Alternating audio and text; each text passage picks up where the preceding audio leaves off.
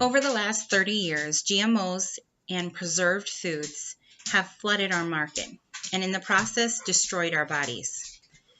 I have watched autoimmune disease, diabetes, cancer ravage the lives of friends and family. And I'm sure most of you out there watching this video can say the same thing. You've watched this happen to your friends and family. So how does this happen? We all live in different areas. We all have different genetics. We all have different backgrounds in our lives. So what is this common core thing that is connecting us? It's the food that we're being handed.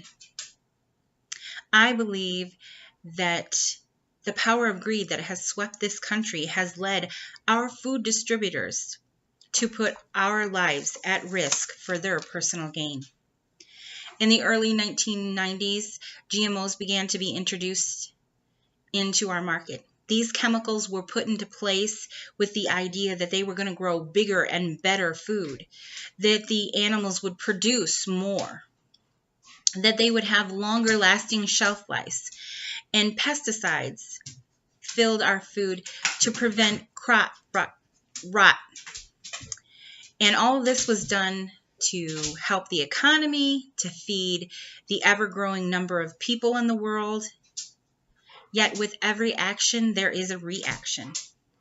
Those same antibiotics and hormones that are being shoved into our cows, the milk, the meat, the yogurt, all have created high levels of hormones. And these high-level hormones have created side effects in humans, causing breast enlargement, ovarian cysts, breast cancer. The FDA and the USDA and the EPA have shown that these chemical compounds are in some of our most common food. In fact, they even have a label called the Dirty Dozen. First on that list is your beef, pork, and chicken. Second is your milk, cheese, and butter. Third is strawberries, raspberries, and cherries. On average, strawberries have 300 pounds of pesticides put for every acre of strawberries. In comparison, they put about 25 pounds of pesticides on other fruits and vegetables per acre. Fourth on the list is apples, pears. Fifth is tomatoes. Sixth is potatoes. Seventh is spinach and greens. Eighth is coffee. Ninth is peaches and nectarines. 10th is grapes. 11th is celery. 12th is red and green bell peppers. Now, all of these Dirty Dozen have been tested. And on average, each one that's been tested, over 70% of the crop are registering at over safe amounts. So what they have deemed as safe, it is much higher. 70% is higher. That is a very scary thing to me. I don't know about you. So the question is, why is the FDA not taking note from Europe and Australia and changing the standards? Propylene glycol, a compound that is found in antifreeze, is being put in our dressing, sodas, ice cream, box cake mix, and more. Most of Europe has banned this chemical compound, but the FDA hasn't. Why?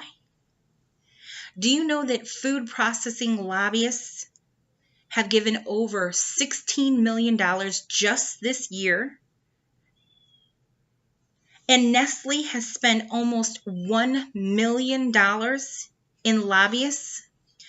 Now, with all that kind of money floating around, do you really think the FDA is concerned about your health?